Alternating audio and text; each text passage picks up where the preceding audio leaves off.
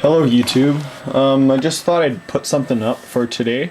Today was the pre-release at the Worldwake Pre-Release at the store, my local gaming store.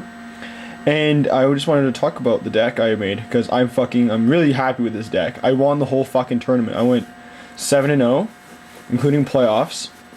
And I only lost 2 games out of all of those. Everything else was 2-0. Now, I thought I'd just showcase the deck to show you guys what I won with. And just so all the other goodies I got picked up this weekend at the pre-release. So, here we go. First off, we'll start things off with a Marsh Threader, which is a 2/1 Swamp Walk. These guys helped a lot in the games where obviously they had swamps out.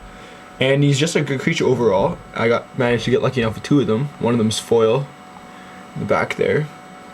These guys are a good creature overall. And second here we have Refraction Trap. Now, I only got to use this once or twice, but it won me the game both times I used it. And Claws of Valakut.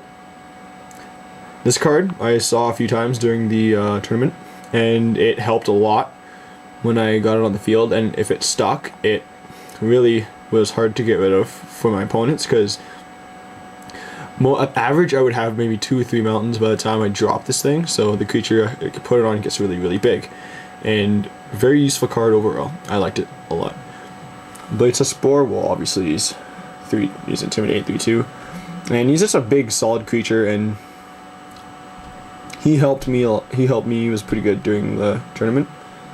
Bushwhacker, well I shouldn't have to really explain it, it's basically just I'll run over you with a bunch of creatures. He helped me win it. He helped me quite a bit with the first few games. He wasn't necessary in the last 2 because I didn't have too many creatures to play him, and sometimes I even had to play him first turn just so I could have a creature out. Other than that, well, he's useful as he is. And I have a Crusher Zendikon, the 4/2 Beast Trample. This card was pretty good. I'm pretty happy with it. When I saw it in the matches, he did well for me until he got blown up. Then I get the land back, so it's not too bad. His 4 damage is really well. And the next card was one of the main reasons I even chose to run White in the first place, was Admonition Angel. Now this guy is a bomb.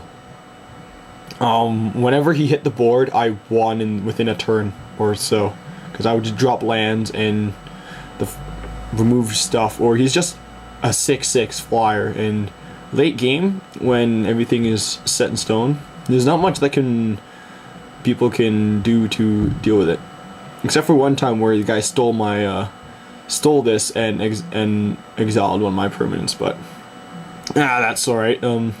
I beat him with it later, and then later in the matches when I got him out, he won me every game that he stuck on for. So I'm very happy with Admonition Angel and that I ran white. Skirter of Lizards here. This card is, well, pretty good, I'd say. I only needed to kick him once when he was actually relevant.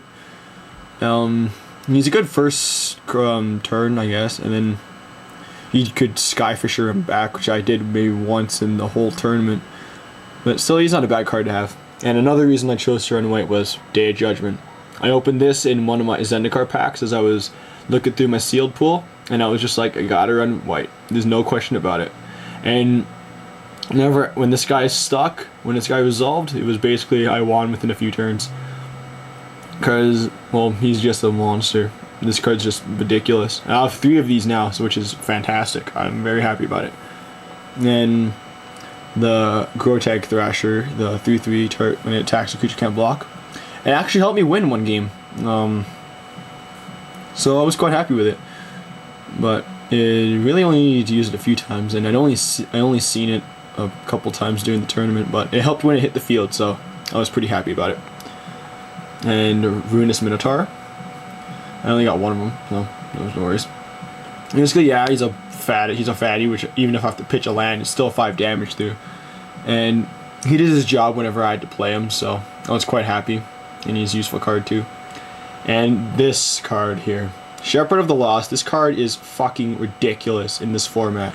Like, come on now. 3/3 flying first strike vigilance. Like, there's not a lot that can deal with this, and this card is just ridiculous altogether. Like, I was whenever this guy hit the field, it was like a bullseye on his head, but no one could deal with it. Like, that vigilance just locks people down, especially in limited in the sealed format. Like, this is just, it's really hard to deal with, and if my opponents didn't deal with him the turn or so after he came out, he would usually go on to win me the game. So of course I was very happy with Shepherd of the Lost as well. I was really happy. Inspire Barrage. I only saw this card a few times during the tournament, but it did its job whenever I had to play it, so there's not much else to say about it, but it's good. Fledgling Griffin here, 2/2 landfall. He hit the field quite a few times, and he was quite useful. He gets out of quicksand when you drop lands, so I guess he was useful when time came to play him, so I liked it. It was pretty good. And 2 Kosi's Ravager, the landfall dealing damage. These guys aren't too bad, and they were useful in picking down enemies while I was whittling them away with creatures, so these helped a lot. Brave the Elements. I only played this in two games, actually, but it helped me win both of those, so I was quite happy with it. Scouter Skull Giant, not much to say, it's just a 4/3 that is pretty damn big, and it's useful too. And this card here, Core Firewalker, the Prot Red. This guy helps so much. He's a very good card. He helps a lot. When you hit the board. Against the red decks I played today, he did very well, obviously, of course. And not much else to say. He's just he's a good creature to have, and he was fantastic. And then Core Skyfisher, very useful card, especially here, when even if you set yourself back a land, well, it doesn't really matter because you have a Toothy on the board, and you're gonna win the damage race unless something else happens. And this card here, the Cunning Spark Mages, oh my god. I got 2 of them in my sealed pool, and it was ridiculous. They helped so much during all the gameplay. Like, I'd control the board, I would just ping them for every turn, and the fact that I got 2 of them just astounds me. But they hit the board and they had effect almost like right off the bat. I would ping off the creatures, and I'd ping my opponent, obviously, and I would use both of these to help destroy opposing creatures with little or no trouble. That was the deck. Now, a few more goodies we had during the event. So, Archmage Ascension foil, which is, well, alright, but even though it's like not the best Ascension, but it's okay. Royal Elements, which is garbage. Lull Mage Mentor, which in this format is garbage. Death Shadow, which made me laugh a bit, but my opponent in the finals actually got it out against me, but he lost the next turn, and he was at 12-12 too. Butcher of Malakir, which is pretty good. I'm running out of time here. Terastodon, I got that in the